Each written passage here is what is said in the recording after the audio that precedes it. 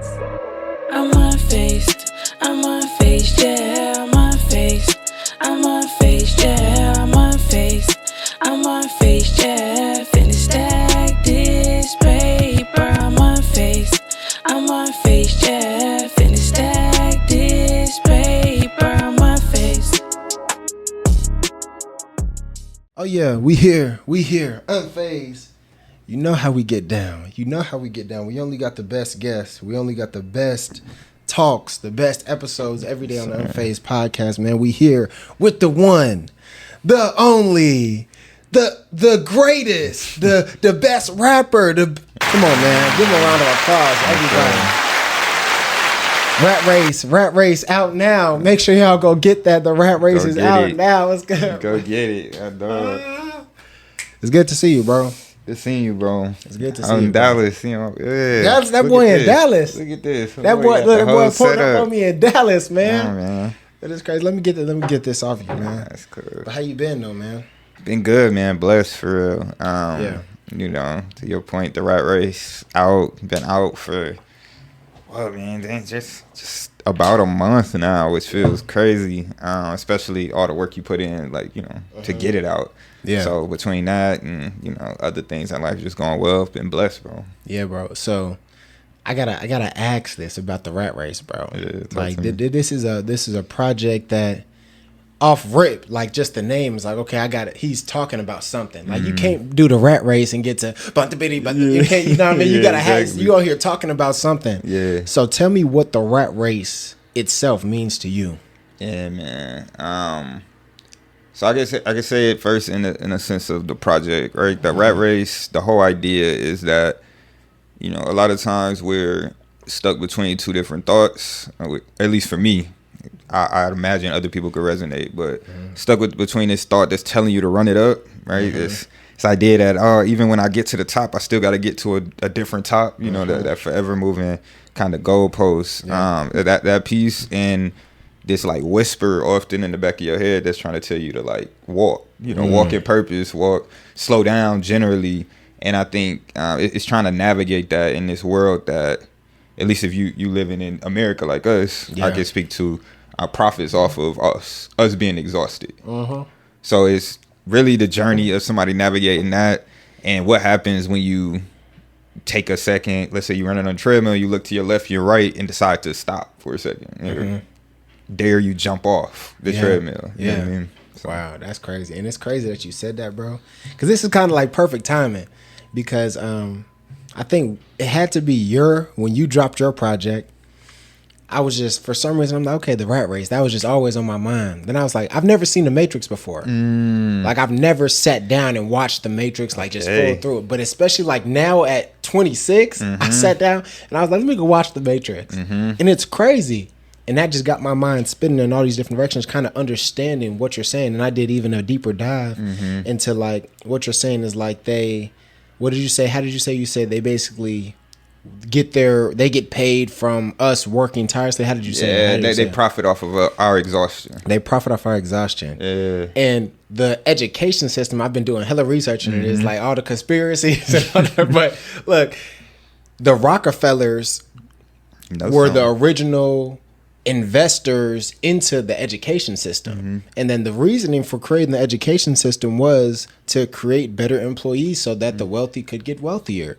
So when I was doing the research into that, because I'm like, it's a donor. Anybody that donates to something, like every high school you have a football field and it's named after somebody. It's named after the person who paid for the field or is donating money to the team. So having the Rockefellers be the donors to the education system, making it and influencing it in a way that is creating this type of person that benefits them. So I'm like, it's the Rat Race, and we're all just, a lot of people don't ever get the opportunity, like you said, just to look up and just, oh wow, this is what's really going on. And that's why I was watching the Matrix. What's cogging the machine in mind, right? And that's, to your point of the Matrix, that was a big part of creating the world that is the Rat Race. That Matrix is a big influence on that because it's another version, another way of saying it, right? Are we, you know, red pill, blue pill, right? What would you? Yeah.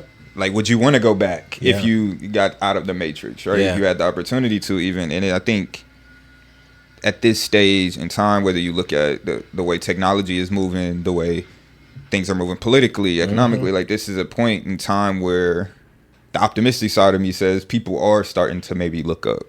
And the whole goal of the project is not to necessarily tell you that you need to jump out of it or not. It's to give you a sense of, hey, I'm in it too. I'm running right alongside of you. Yeah. But it's to say, hey, that isn't a choice, right? Which is why the album ends the way it does. And I agree with that so much, because I don't think it's necessarily, because I think there's a lot of work when you're outside of the rat race and you see like, okay, it's a lot of work to continue to build something outside of that. So I don't think, like, I agree with that. That's not necessarily to say, oh, you have to stop everything, do that, change. It's just like, you should know, like, you should understand, like, you don't have to know everything that's going on, but you should know, like, hey, this ain't what it really seemed like. This is not for your benefit. Exactly. So I think that's huge, bro. 100%. And on the album, like, I'm talking through the songs, of course, Pump Fake, that's like a great song on there. But I think was it Pump Fake that you said something on one of these songs? It was Pump Fake. You said, it was a specific part in there that I connected with. You said, like, I know I got to be more consistent. So like, I know I got to be more consistent, but don't tell me it's just about the input. Like, luck ain't involved. Yeah. So tell me what you mean about that. Yeah, man. So in the song, that's like the break in the song, or where other people in other songs will put like a bridge or something like that. Yeah. It's interesting. Interestingly, when I made it, I was thinking about Insecure. Have you ever seen Insecure? The show? Yeah. Yes. When Issa Rae talks to herself in the mirror. And in a lot of my projects, even leading up to this point, I have another voice that's speaking and giving another perspective during most of it. And for me, at that point, it was like, yeah, I'm starting the song saying like, man, ain't shit fake. Like, I'm really on that. Yeah. But then it's like, there is this other side that's like, look, man, it feels like I used to get on myself a lot from the music standpoint. I would put all this work into creating a project. I'd put it out, and then I wouldn't promote it. And one side of me, and a lot of this is therapy. Like, in it, I say, like, he been doing therapy, trying to let the pain show. It's like a lot of his therapy making me realize, like, that's a voice in my head that's telling me, that's really just like holding me down, to be honest. It's saying like, oh, like, I don't care about whatever it is you're going through. If you care about this enough, you should promote it. You should, yeah. And I think in the culture we're in, it's easy to fall into that. It's easy to feel like, oh yeah, like, no matter what it is, you supposed to, like, whatever your feelings are, whatever, somebody could just die, it don't matter. Like, you got to just keep going. And it's like, but the reality of people who make it and who don't, right, is there is always luck involved. So this idea of, as long as if you just put 1,000 reps in, it's gonna happen for you. You're just gonna be the richest person ever. Will you get better? Yes, that's how practice works. But we know plenty of people who play football who went to practice every day, never got in the game, let alone got a chance to make it to the NFL. You know what I mean? So it was me really like calling that out versus the person who said the first, or against the person who said the first verse. You know what I mean? Yeah. So that's, I think the thing about like luck, I don't know the exact quote, but it's like when all the work that you've done meets opportunity. Yeah, when opportunity meets preparation. When opportunity meets preparation, that's luck. So it's not like, oh, it just magically happened, you're going to get lucky. No, you had to have been working, and then all that work that you've put in got you to a certain point of ability, and then that opportunity came and you were prepared for it. Exactly. So I think a lot, and I know that connects so much to my life too, just even football, like in the UFL, doing all these different things. It's like, man, it's like you have to be prepared. You do. Because if you're not, you don't get that many shots either. At all. That's the thing. And it's like, are you going to be ready for when that shot happens? And how do you have... And this is something I've been thinking about a lot. How do you have enough discernment and have your ears open enough to know when that is a shot that you're supposed to be taking? You know what I mean? Because I think a lot of times we walk through life, and it's the whole like analogy where they were like, the dude was praying. It was a dude like going down a river or drowning or something, or about to drown, and he's praying for God to get him out of it. And people go by like, grab my hand, dude, I can get you out of it. You know what I mean? And he like, nah, God gonna save me. Then he died, and then he asked God like, what happened? And he like, you ain't see all the people I sent to go and save you. So like that idea of not being able to see God's hand being right there and open for you, I think that's something I've been spending trying to more and more time about. What I've been praying more about, to be honest, is this idea of like, God, just let me have my like eyes open. Yeah. I know, like, eyes open for your answers to the prayers that I'm kind of sending out. So, yeah, that's just like, I've been thinking about that a lot, and I think that resonates when it comes to this idea of luck, right? Yes. When these opportunities come about, do you actually see them? Yeah, and then so for this project overall, like this project, like all your other projects have been like great too. Any project you have done, make sure y'all go check them out. But For sure. this project, it had a different feel behind it. It had a different like, okay, like I'm y'all know I'm nice, but let me just show you that I'm nice in a lot of different forms. Yeah. So in making this project, like even in the creation part of the project, was there like a different feeling or is there a different vibe behind it than the other projects you made? Absolutely, man. To be honest, I think one, it coincided with a few different things. So it coincided with me changing my name to my actual name. Yeah. Right? I was Graphene beforehand, for people who don't know. And then changing it to Jelani. I think similarly, me doing therapy and And what was the reason for that change? a big reason was, and I think it's a similar theme as to why the project felt so different, was I felt like, all right, I'm being so vulnerable. Like I'm not lying in the stuff I'm saying. Exactly. All of this is my real life. If I'm gonna put it out there, I want it to be me fully. I don't want it to be, you're just hearing this alter ego of me. Yeah. And then when I go to work, I'm this different person. It's like, it was between that and this idea of, I had a weird experience where I'm walking on the street and I heard somebody say Graphene. But I reacted weird because it's not my actual name. It's just in music. And I realized, like, okay, if I'm trying to really do this, if I want to hear, I want that interaction to actually happen. I want people to be able to say my name, and then say, if they appreciate the music, us to be able to have a conversation about it. I want it to be me. Yes. You know what I mean? Because that's what I'm giving you in the first place. So I think for me, that's why I changed it to Jelani. Like, okay, I'm giving all the way in on that end. Yeah. But also, I think when I was making the project, this is the first project where I felt like holistically you're getting Jelani. Like you're getting the type of beats I like to rap on, both on a turned up version and a more, direct soulful version. We even got a Sosa intermission. Yeah, like I'm like, you holding it down. You know what I mean? So it's like that's what I'm saying. It's like a good. I think it allowed me to be like free, but free in a sense of, I want people to love it.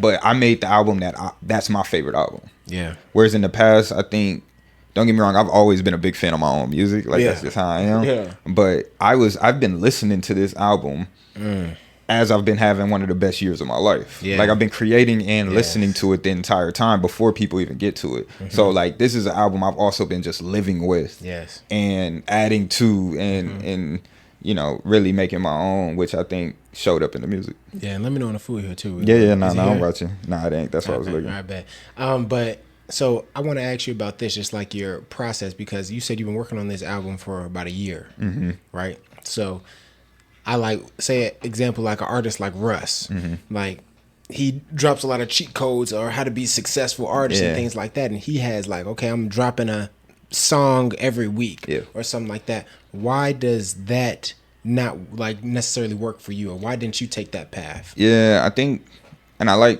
Russ in terms of his music, but also his book was good. Yeah. What's his book? I might have to check it out. It's a yellow book. I'm just slipping on the name right now, but it's a really good book. I definitely recommend. It's about like the art. Industry, and he speaks about like kind of his journey, but also because I know he's smart, man.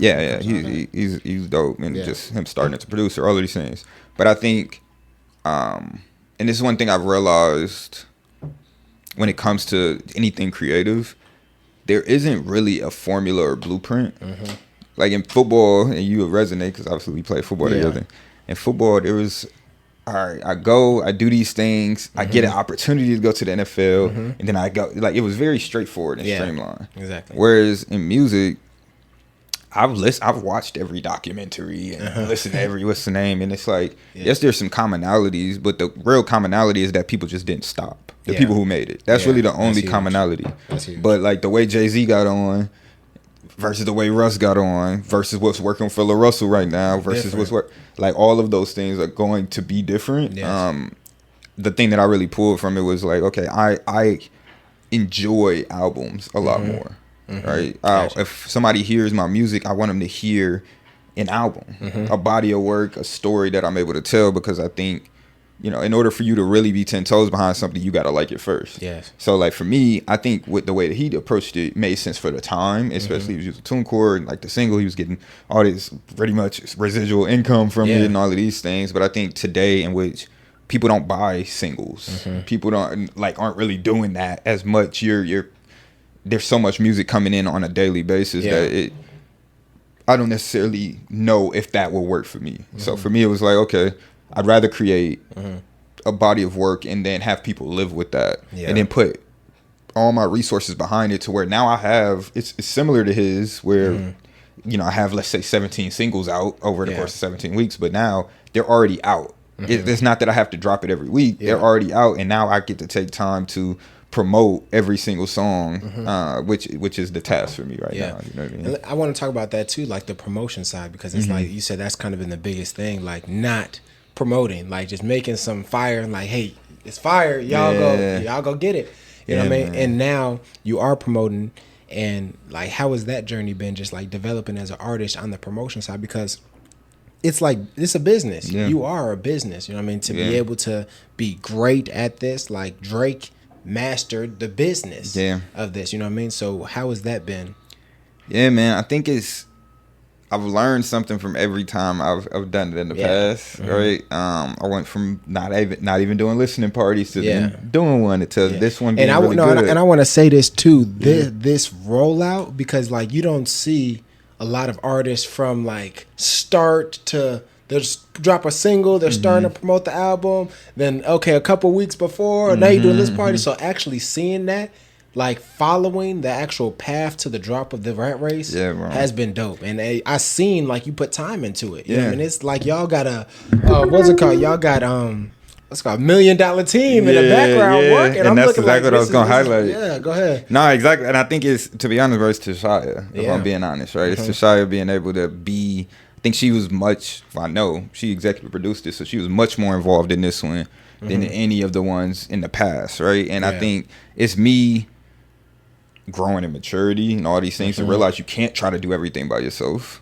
But also, it's like, again, I've said this before, but she's somebody who, if I would try to pay to do what she's helping me do, you know what I mean? And like, in a way, I pay her, but us being together and all of these things. But it's like her having a vision and knowing how to bring things together and really crafting the rollout. Obviously, we partner on it in terms of the thoughts behind it, but having her support was why this also felt different. And it put the battery in my back even more to be like, okay, like it.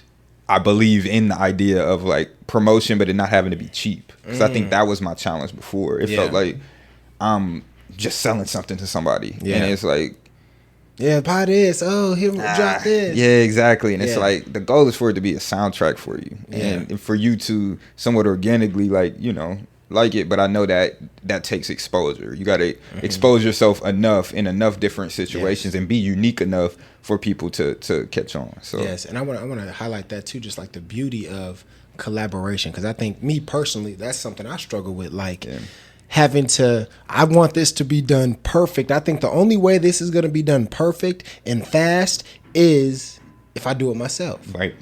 You know what I mean? And I think the hardest part for me is, like in all aspects of life, letting go of the control. You know what I mean? So I think, has there ever been a time, like during, because you working on it for years, so was there a time where it's like she wanted this and you like, I don't really know about that? I mean, plenty of times. I mean, I think that's also the good thing. It's like, you know, when you're working with the person who's like, I mean, it's my fiance that I'm working with. It's also like, we had a whole experience and some growth when it came to working with one another. And how do you say, okay, the conversation we're having, like, she disagrees with something that I think it's not her disagreeing as my fiance, it's her disagreeing as a business partner, right? Like, those are things that we've actively worked on. So there was definitely moments where it's like, oh, you think that? And I feel like, nah, that ain't really me. What I'm going for. But it's like, it's having enough trust, and at least this is a big thing. And it's the same thing with like football, the same thing with something else. It's like having enough trust to know, like,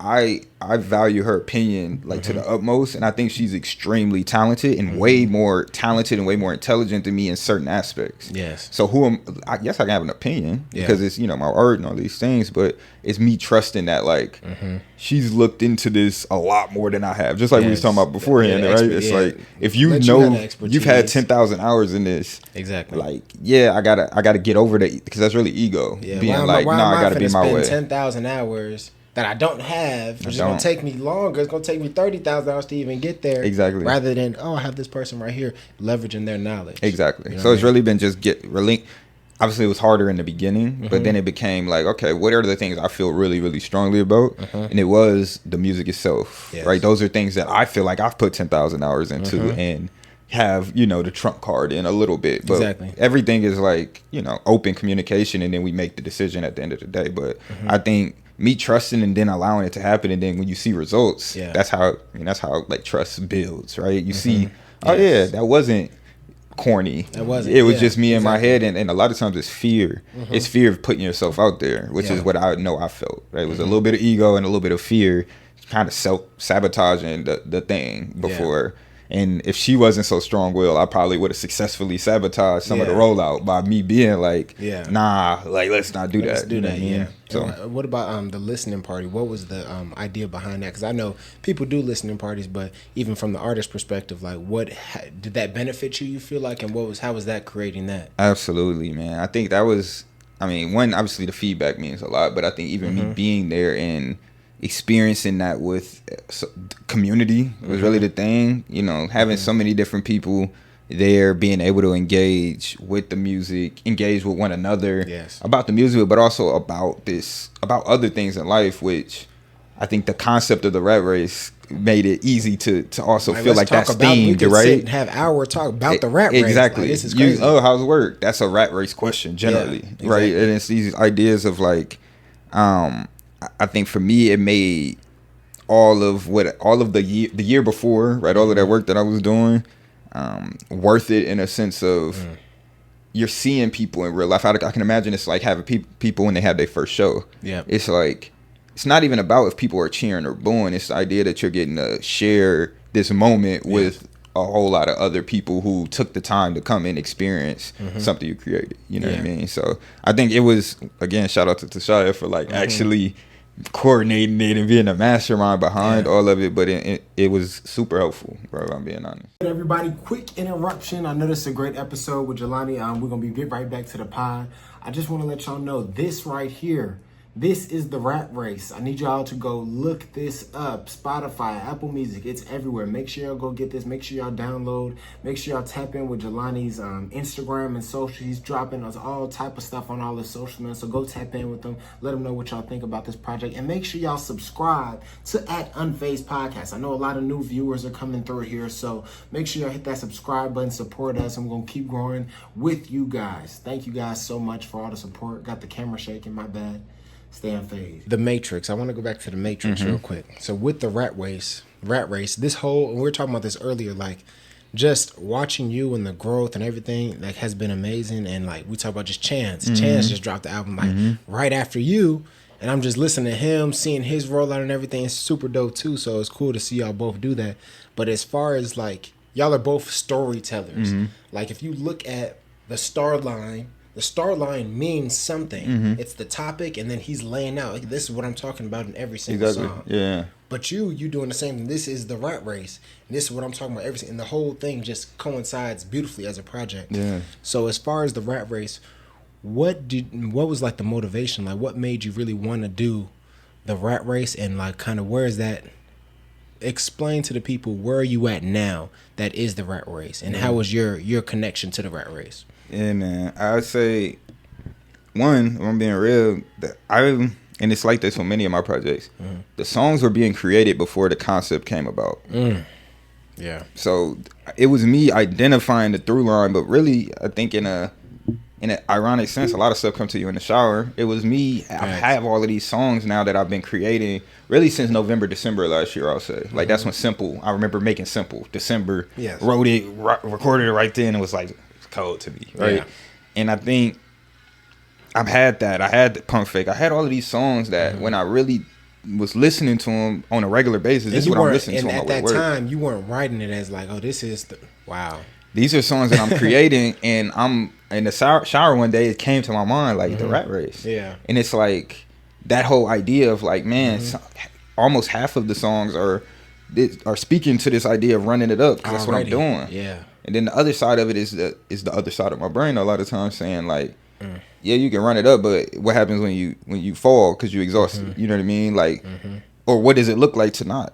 Like that was what was already, I was already talking about it. So then by the time I came up with the concept or like thought about that, I started thinking about the world that it was in. I started talking to Shy about it. We started having these conversations, and then you hear like songs like Sosa Intermission was a song that came after the concept was already like developed. The idea of having an intermission in between the 9 to 5 side, you know, the top side.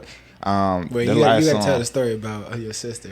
Oh yeah. So with that, I'm like, that's crazy because that's so true though. Like about hearing and creating music. Yeah, man. So we went to St. Martin, and she's like, that's one of the coldest songs, which I agree. Beat so good to where I was like, I gotta make sure I don't mess it up by rapping. To me, that's how I felt about it.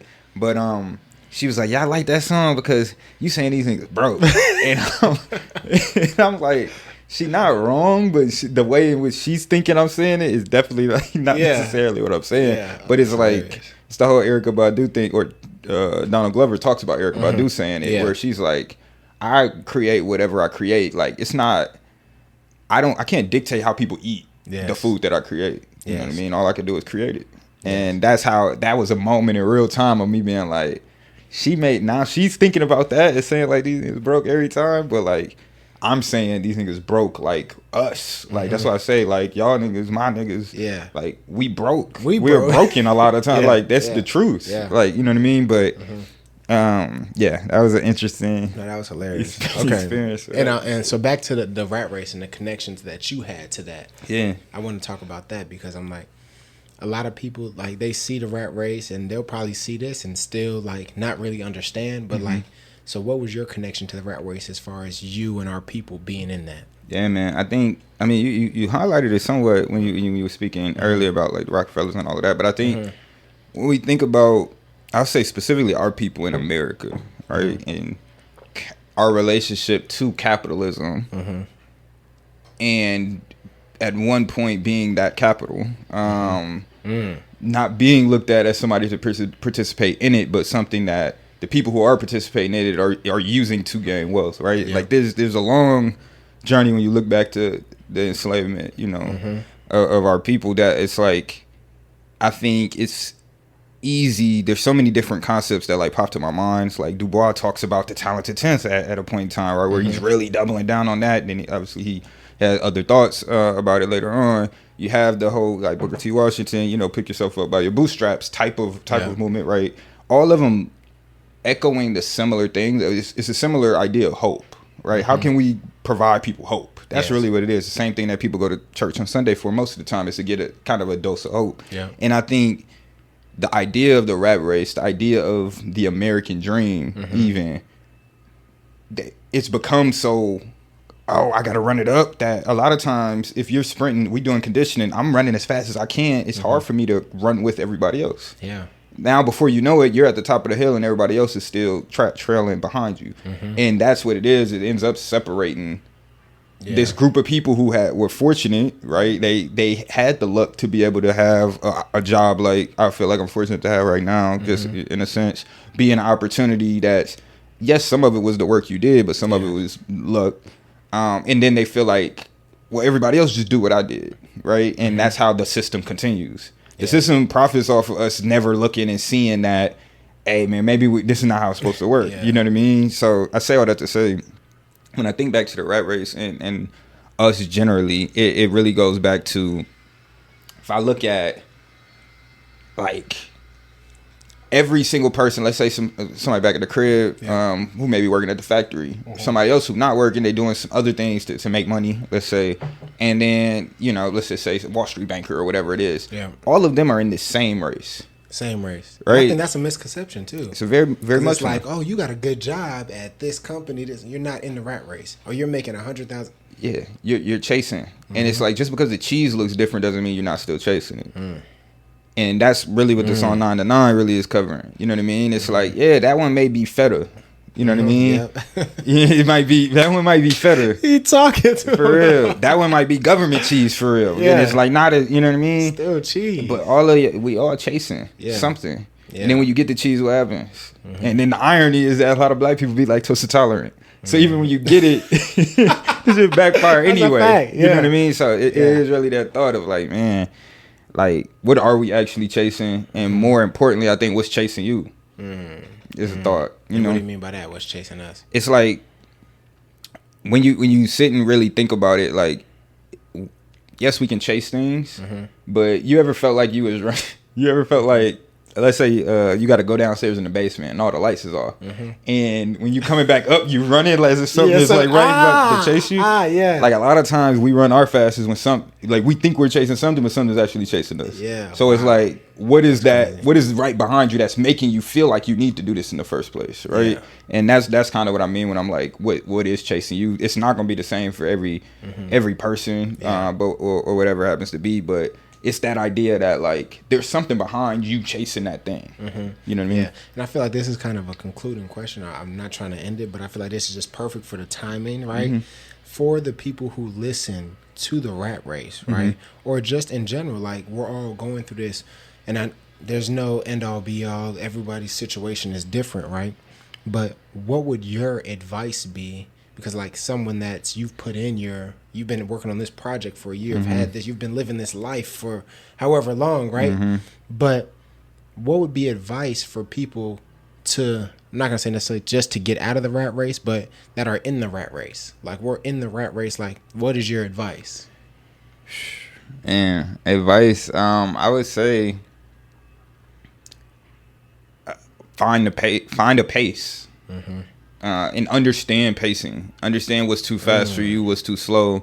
And most importantly, once you understand that this life has a sense of pace to it, understanding when you need to go fast and when you need to go slow is, in my mind, how you get out of like the race itself a bit.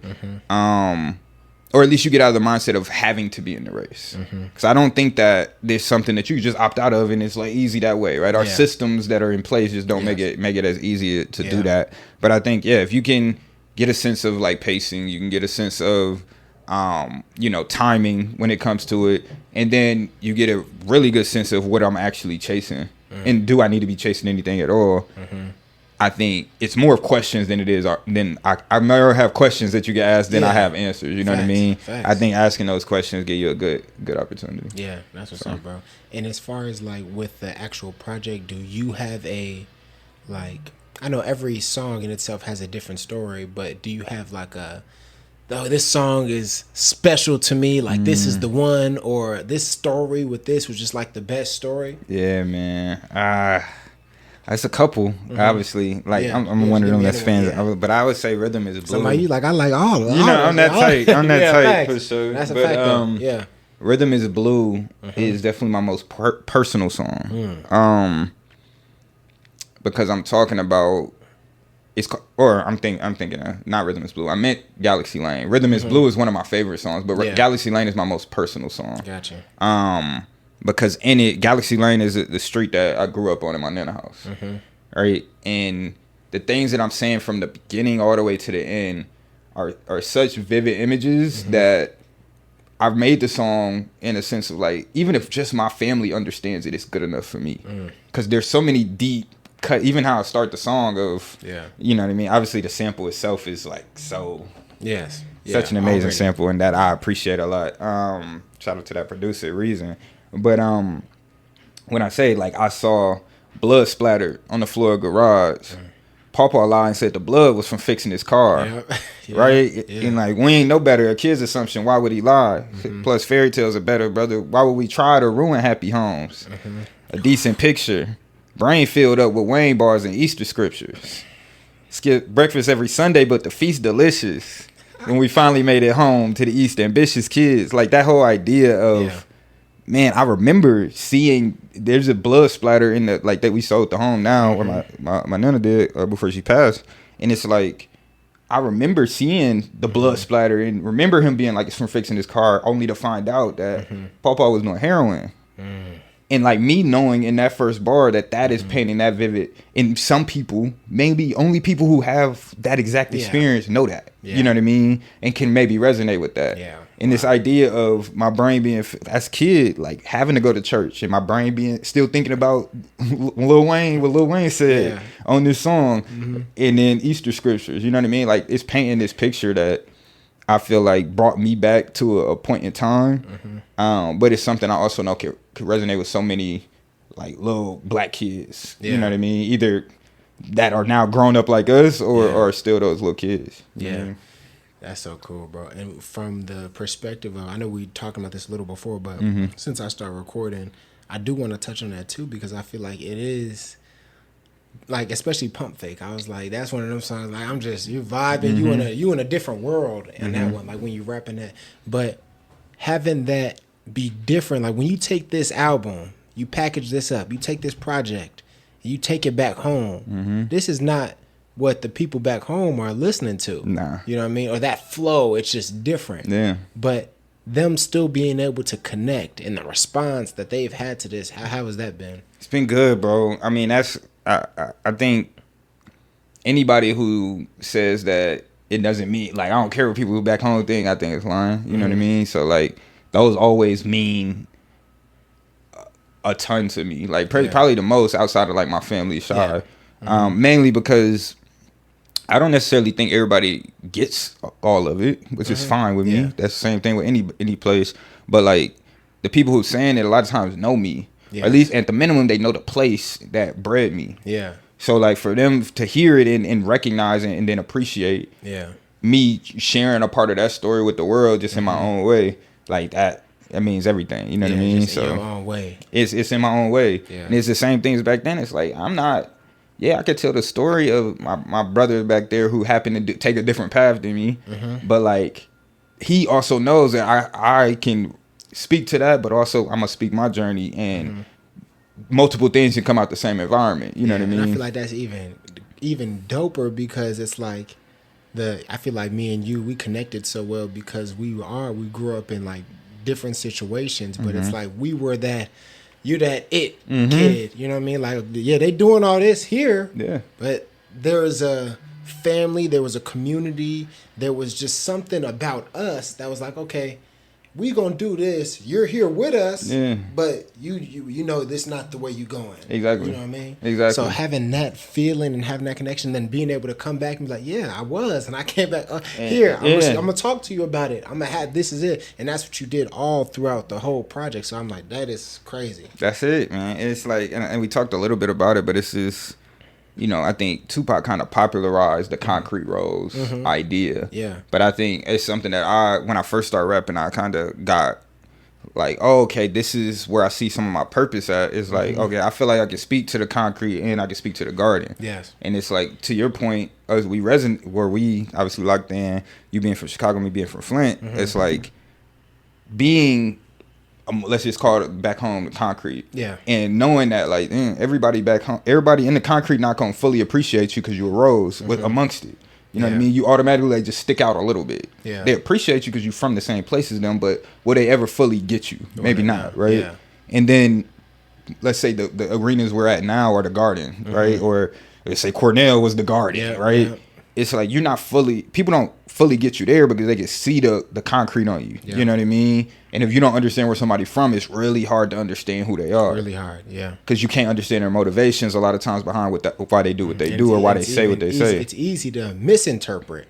Exactly. Because you want to make some sort of connection, but it's like a lot of it gets misinterpreted. It does. It's like you don't even know. Exactly. Yeah. So now it's like, oh, I feel a little bit of a sense of duty to speak for those who've also are in that space. I think it's easy for us to start thinking that it's only a couple of us that's like that. There's millions of people even amongst this billions of people in the world that have that same exact experience. And there are not a lot of rappers, singers, any artists generally who are speaking for that group. No. And that can have the ability to be respected in each domain to be able to actually say something that matter to both. Yeah. You know what I mean? Saying, we talked about the like Standard & Poor's bar. Yeah. It's like punch the clock. People may not know what the S&P 500 is and understand what I'm saying. Yeah. But like, can I bring a little bit of this world to that one and then share with this world, you know, a bit of my story coming from that one? And make it sound good too. And make it sound you good. Know what I mean? Like, because we talk about like in music, it's like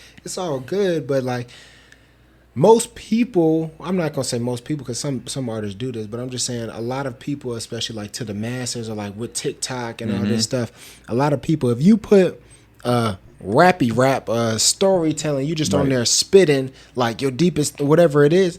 That can't go viral on TikTok because people are like, they're not moving. Is that? What is that? What are they moving to that? Exactly. But being able to take that in a way and break it down so simply, and okay, I'm gonna give you that. I'm gonna give you the punchiness, and I'm still gonna tell you this story, but you can also still vibe to it. You know what I mean? No, exactly. And I think overall, like, just how has your pen, like, changed? I'm not even say change or like grown. I want to say. I think that's even a better word. Like, what is I want to hear about the growth in your pen just in writing over time, because I was just talking to you like just after this, just seeing if you're still writing. But he was like, man, I still got like 50 songs in the chamber. That 5 that didn't go on this project. A fact. And I think that's that because people think about like rappers and like, okay, yeah, they just perform, they make music, but it's like, no, you have to write. Like J. Cole, like you have to write. You have to write. You have to go through, you have to live for it to actually mean something. Yes. And I think me living, the more I live, the better my pen will be forever. As long as I keep writing. And it's because one, those is reps that I've kind of now put out publicly. Yeah. But I think, as we discussed, I'm very big on no bars being wasted. Very intentional with it, and none were wasted. Not a one. Not one. You know, so it's like when it comes to writing, that's kind of how I evaluate my projects first and foremost, because I'm a writer first. So it's like I wouldn't ever even put something out if I don't think it was head and shoulders above the last things I was writing. Yeah. And I'm somebody who also thinks all my last stuff, right, from a writing standpoint, were cold. Yeah. So it's like for me, it's like always trying to raise the bar in that way. But I think today, I'm always trying to challenge myself. I look at people like Andre 3000. You know, I look at people like a Kendrick. I look at different artists, Jay Electronica even. I say, okay, there's still certain things that they're doing that I can't do yet. And it's not to say like to try to sound like them, but it's the way in which they're playing with words and thinking about words. To create that. I have to. That's like it's like basketball. It's like football, but it's like basketball. It's like everybody could go to the gym and just shoot, but nobody could do that. Kobe, turn around, fade away. Now, that's hard to do. It's very hard.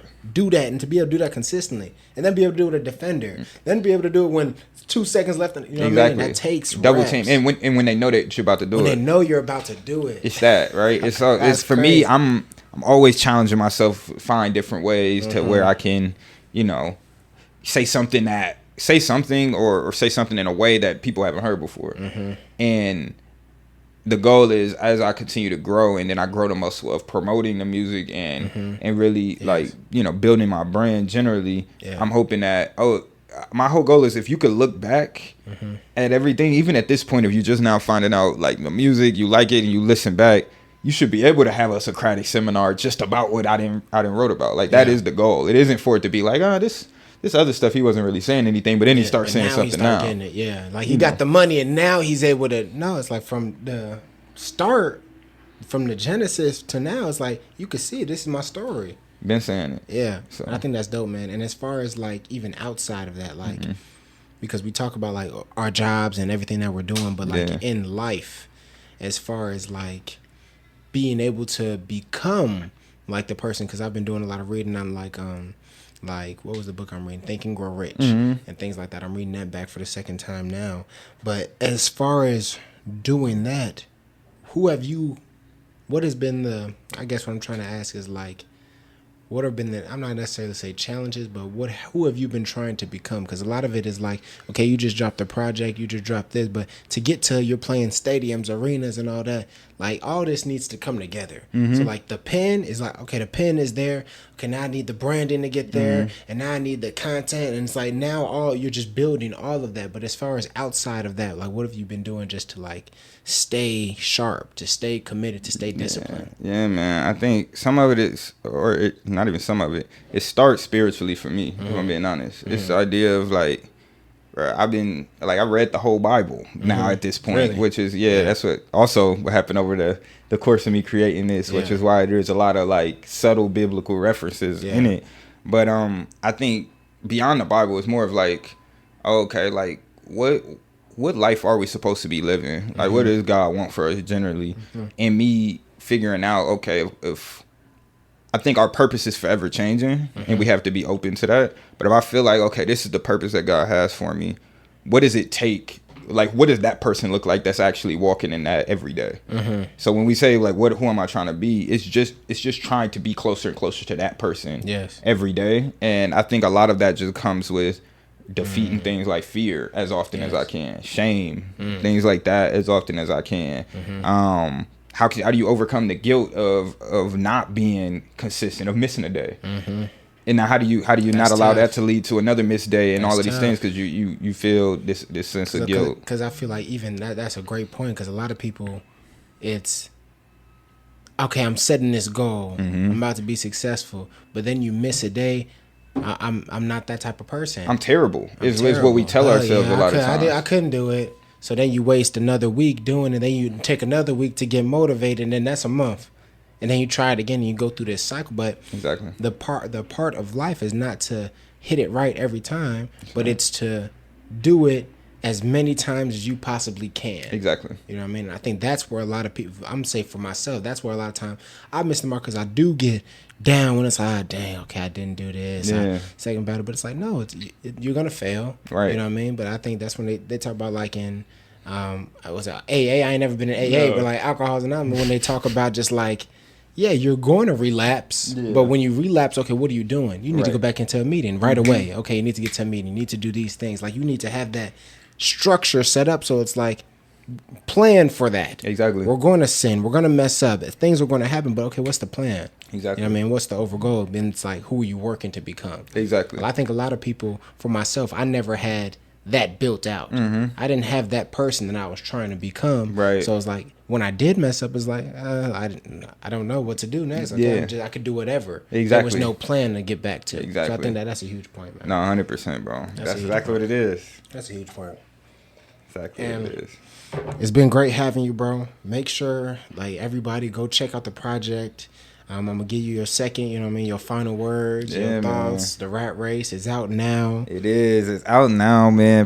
Go, give it an opportunity. Like, listen, like I said, I'm 10 toes behind it. I ain't got a mortgage, but if I had it, I'd put that on it and all type of, So I do think, there's a lot of value that can be found in it, both on the side. It's structured as a 9 to 5, so it's a two-sided project. I think both on the side with the 9 tracks and then the one with the 5. But you can follow me on Instagram at je.lani. That's LANI and the number 2, and then it's just Jelani on all platforms. JELANI.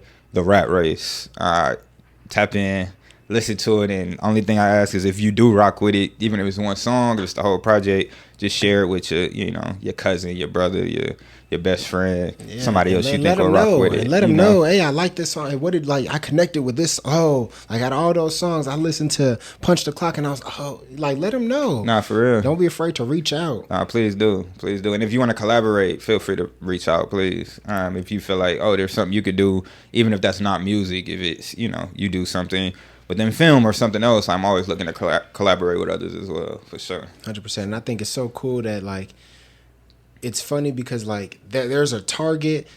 Everybody listen to it and everybody, like, reach out and all that, but it's like you're talking to a specific person. Like, there is a target audience in this, and the target audience are people who are like you, people who are like me, and I've been nailing that down with the podcast too. Like, I had a solo episode, and I had shared that with you, but it was like the transitional achiever. You know what I mean? Like, people who are like trying to see, like, okay, understand, like, we're in a rat race here, and I'm trying to transition, I'm trying to build something. Exactly. Just understand that, this is not that this isn't it, because this is all part of the journey, but like, there is more, and maybe I just need to go in a different direction. Exactly. So, man, this is amazing. Y'all go check out the Rat Race, man. Rat Race out now, all platforms. Go get that, man, and stay unfazed. Facts. We out of here. Yes, sir.